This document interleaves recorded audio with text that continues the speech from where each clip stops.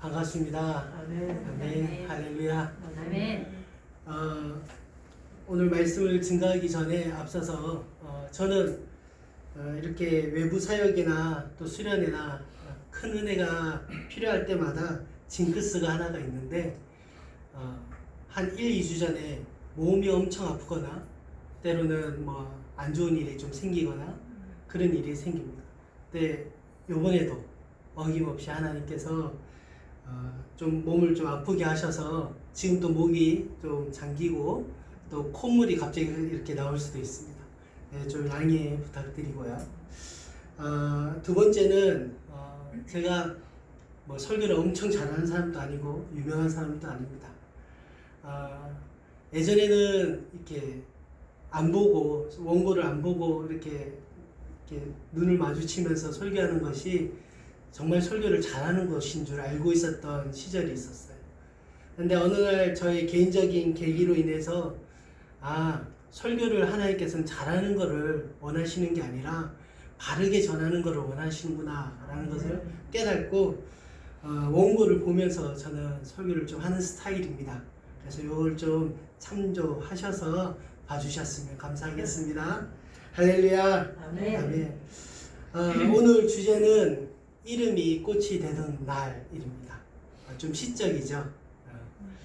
오늘 이 삭개오에 대한 이야기를 하면서 우리가 큰 은혜 받기를 소망합니다. 아멘. 오늘 본문의 무대는 여리고입니다.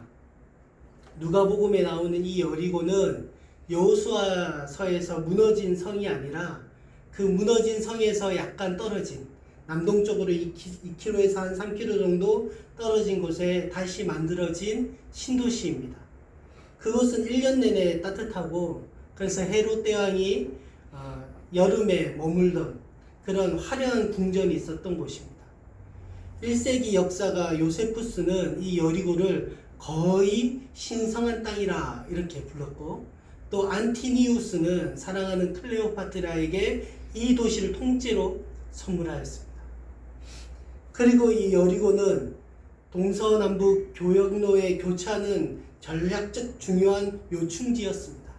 위로는 시리아에서 내려오는 사람들, 서쪽으로는 지중해로 가려고 하는 사람들, 남쪽으로는 애굽으로 가려고 하는 사람들, 동쪽으로는 동쪽의 어떤 동방의 무역로를 따라서 교역하려고 하는 사람들 모두가 이 여리고를 지나야 했습니다. 그곳은 돈이 흐르고 사람이 흐르고 욕망이 흐르는 도시. 한마디로 여리고는 부와 성공의 상징이었습니다. 저는 이 대목에서 우리가 사는 현대도시를 떠올리게 됩니다. 우리도 여리고성에 살고 있습니다. 더 높은 연봉, 더 좋은 집, 더 인상적인 이력, 안전한 노후 준비, 우리 시대 전체가 하나의 거대한 여리고이고 그 속에서 우리는 살고 있습니다. 그리고 성경은 이 화려한 도시 한복판에 한 사람을 세워놓습니다. 그 도시가 줄 수 있는 모든 것을 가진 사람. 그러나 그 도시가 결코 줄 수 없는 무언가를 잃어버린 사람. 그 이름이 바로 삭개오입니다.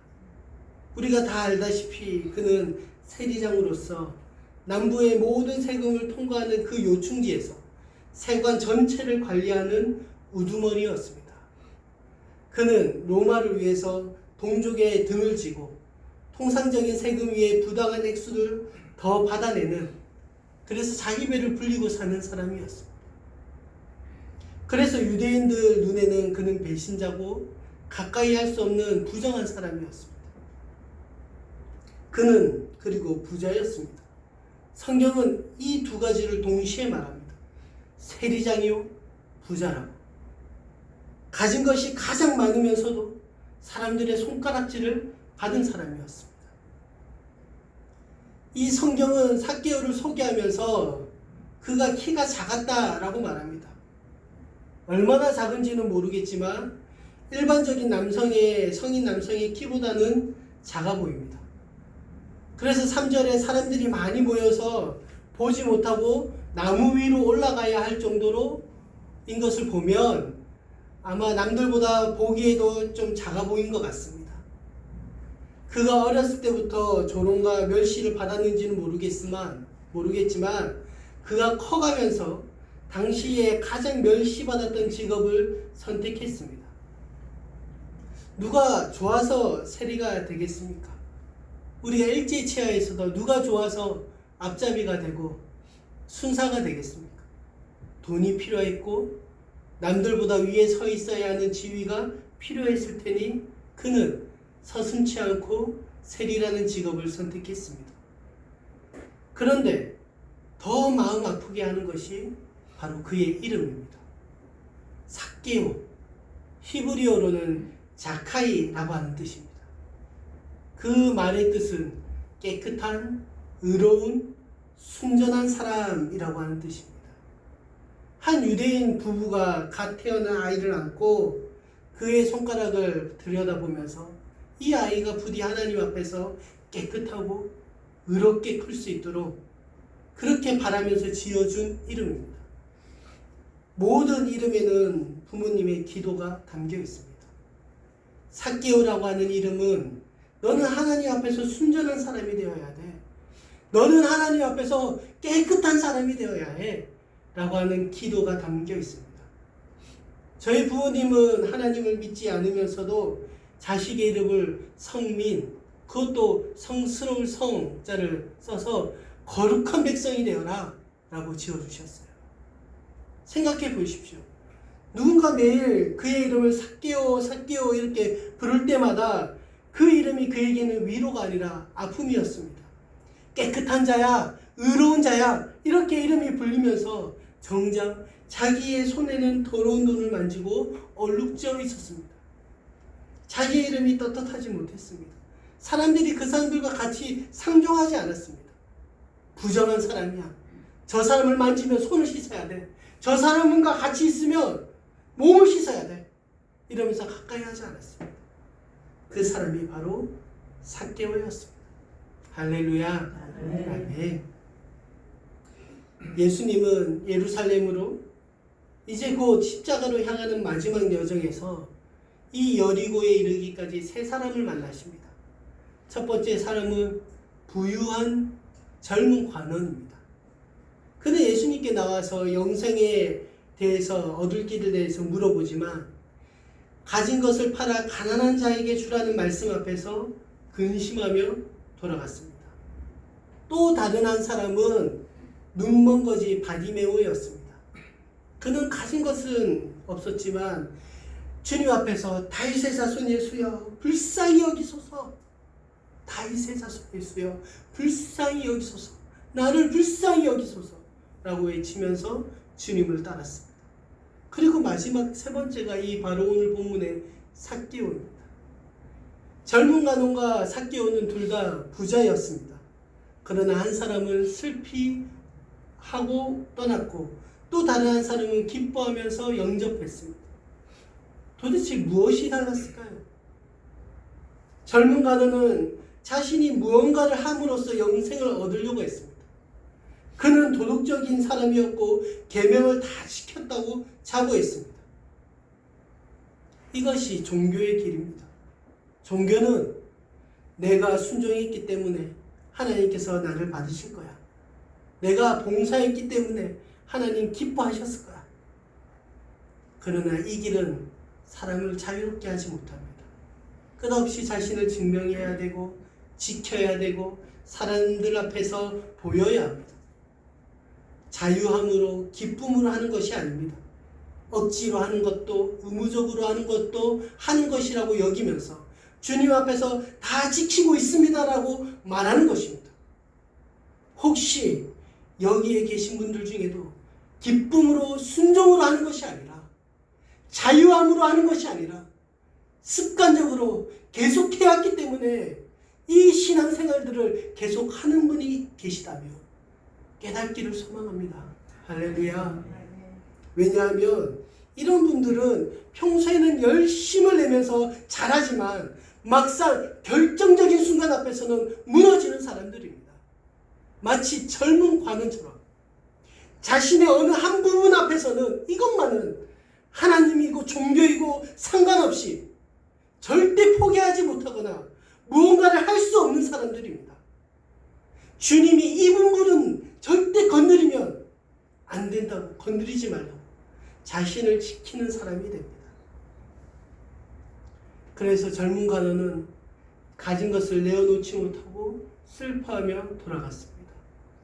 그에게는 돈이 곧 자신을 증명하는 것이고 하나님의 복이라고 여기는 의였기 때문입니다. 반면에 삭개오는 자신이 의로울 수 없다는 것을 잘 아는 사람이었습니다. 그는 도덕적으로 하나님께 다가갈 수 없는 사람이었고 동네에서도 가장 악명 높은 죄인이었습니다. 세리도 죄인인데 세리장이라뇨. 근데 예수님께서 이렇게 말씀하시는 거예요. 마태복음 11장 19절에 보면 인자는 와서 먹고 마시매 말하기를 보라 먹기를 탐하고, 예수님 자신을 지칭합니다. 먹기를 탐하고 포도주를 즐기는 사람이요 세리와 죄인의 친구로다 하니. 할렐루야. 마가복음 2장 16절 17절에는 이렇게 기록되어 있습니다. 바리새인들의 서기관들이 예수께서 죄인 및 세리들과 함께, 죄인과 세리들과 함께 잡수시는 것을 보고 그의 제자들에게 이르러 물어봅니다.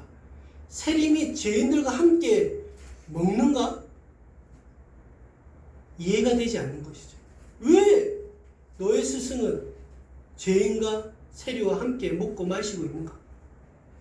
예수께서 들으시고 그들에게 이르시되 건강한 자에게는 의사가 쓸데없고 병든 자에게나 쓸데있는데 나는 의인을 부르러 온 것이 아니라 죄인을 부르러 왔다 라고 말씀하십니다. 그런데 바로 그 사람, 세리이자 죄인인 그가 기뻐하면서 예수님을 맞이했습니다. 복음은 종교와 정반대로 말합니다. 종교는 내가 하나님께 순종이 있기 때문에 하나님이 나의 기도를 들어주신다. 내가 하나님을 사랑했기 때문에 하나님이 나를 사랑하신다라고 말합니다. 그러나 복음은 하나님이 나를 먼저 받으셨기 때문에 나는 순종한다. 하나님이 먼저 나를 사랑했기 때문에 내가 하나님을 사랑하는 것이지 나에게는 아무런 공로도 공덕도 아무것도 없다. 이렇게 말하는 것이죠. 본문의 도덕적인 부자는 슬퍼하고 떠났고 부도덕한 죄인은 기뻐하면서 주님을 영접하고, 성경에서 바리새인들은 얼굴을 하늘을 들어서 기도하지만 세리는 얼굴을 땅에 받고 슬피 울며 기도합니다. 이것이 은혜의 논리죠. 본문은 삭개오의 갈망을 강한 단어로 지칭하고 있습니다. 3절에 보면 그가 예수를 보고자 하되 라고 말합니다. 혹시 이 물 마셔도 되나요? 네네.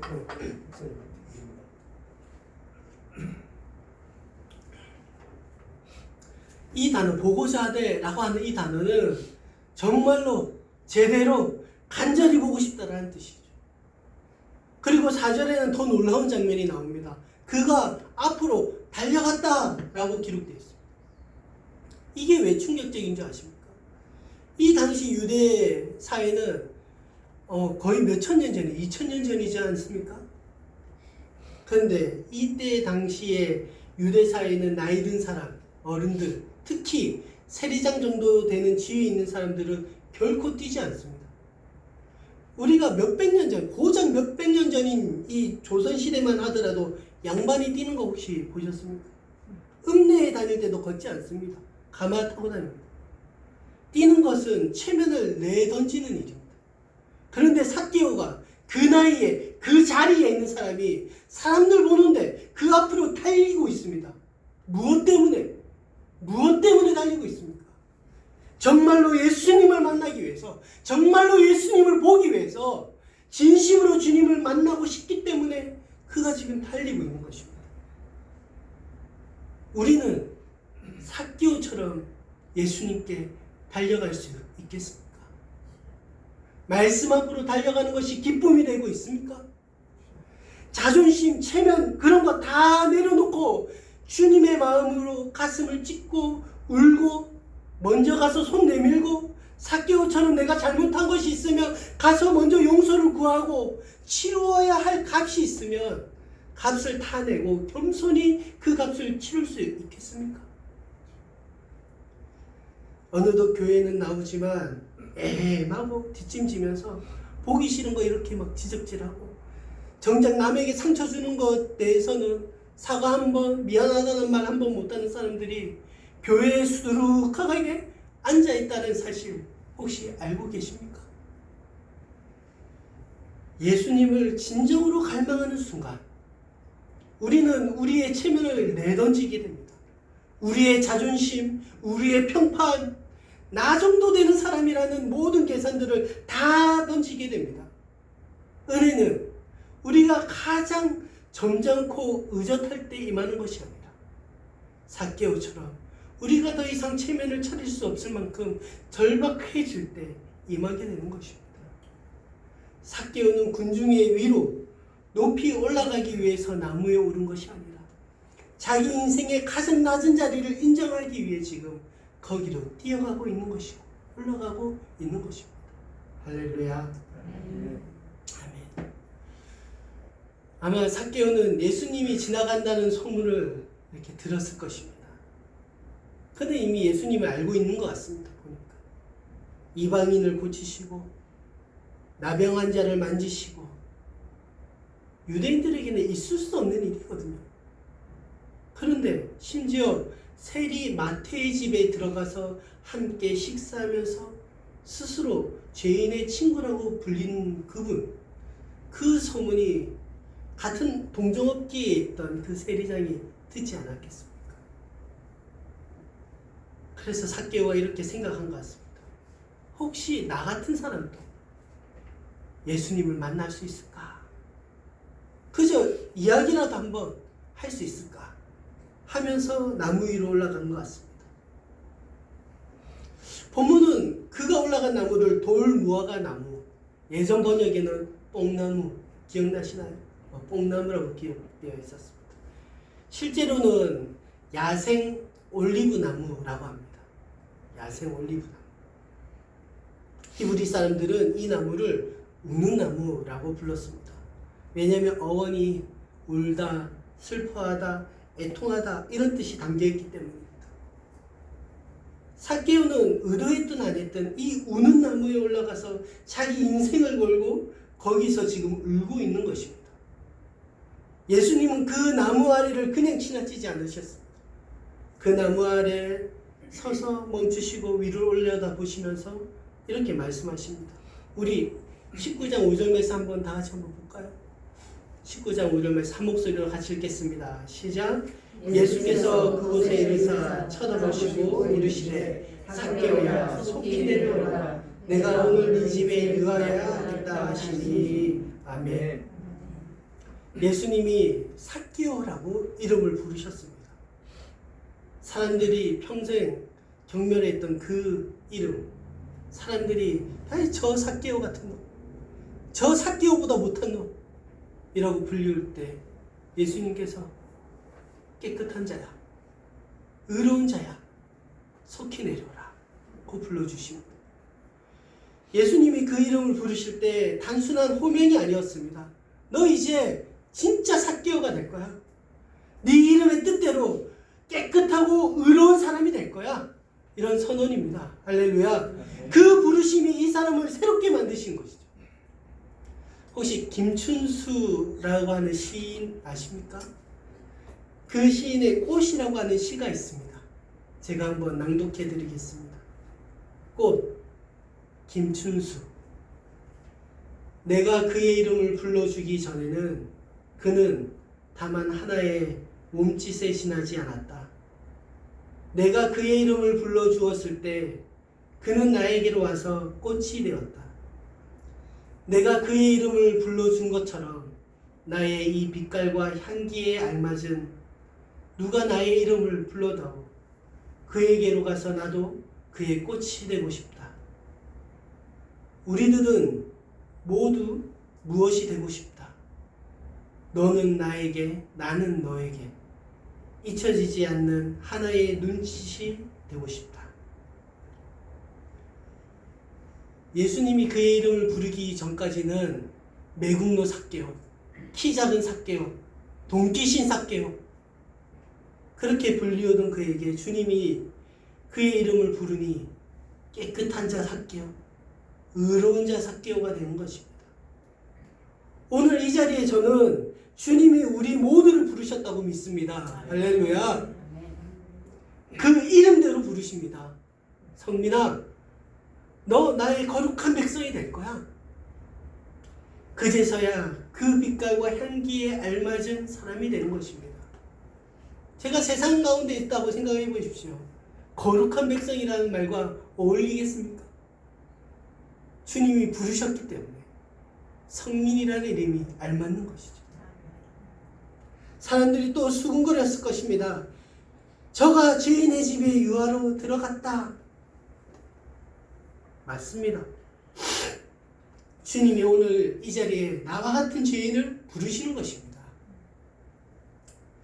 삭개오는 급히 내려와 즐거워하며 예수님을 영접했고 사람들 앞에 당당히 서서 선언합니다. 우리 8절 말씀 한번 볼까요? 8절 말씀에 이렇게 선언합니다. 같이 읽겠습니다. 시작. 주여 보시옵소서. 내 수의 절반을 가난한 자에게 주겠사오며 만일 누구의 것을 속여 빼앗는 일이 있으면 4배나 갚겠나이다. 아멘. 당시 시대상에는 부당 이득에 대한 통상적인 변상은 2배였습니다. 그런데 삭개오는 지금 4배를 갚겠다고, 게다가 재산의 절반을 가난한 자에게 주겠다고 합니다. 여기서 우리가 놓치지 말아야 할 것이 있는데, 예수님은 삭개오에게 너 재산을 가난한 자에게 나누어 주어라, 젊은 관원처럼 네 돈을 내어놓아라, 이렇게 단 한마디도 요구하시지 않았다는 것입니다. 젊은 관원에게는 가진 것을 팔라고 명하셨지만 삭개오에게는 그저 내가 네 집에 유하여야겠다 라고만 말씀하시죠. 그런데 정작 돈을 내놓으라는 명령을 받은 부자는 돌아갔고 아무 명령도 받지 않은 부자는 스스로 절반을 내놓았습니다. 저는 이것이 복음이 우리를 변화시키는 방식이라고 생각합니다. 율법은 헌금을 하면 너 복 받을 거야. 11조 하면 복 받을 거야. 봉사하면 복 받을 거야. 우리를 율법의 자식이 되도록 꼬시지만 결국 사람을 변화시키지는 못합니다.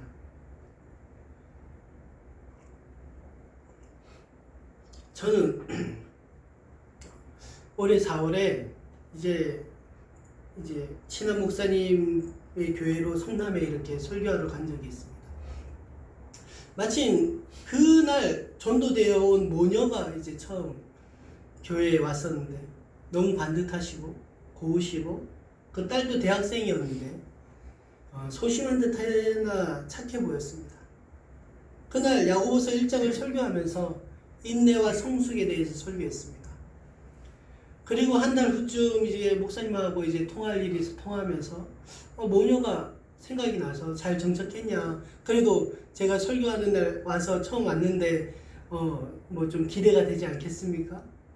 그런데 그날 들었던 이야기는 그 딸이 개인적인 아픔 때문에 설교한 그 주에 스스로 하늘나라에 갔다는 이야기를 들었습니다.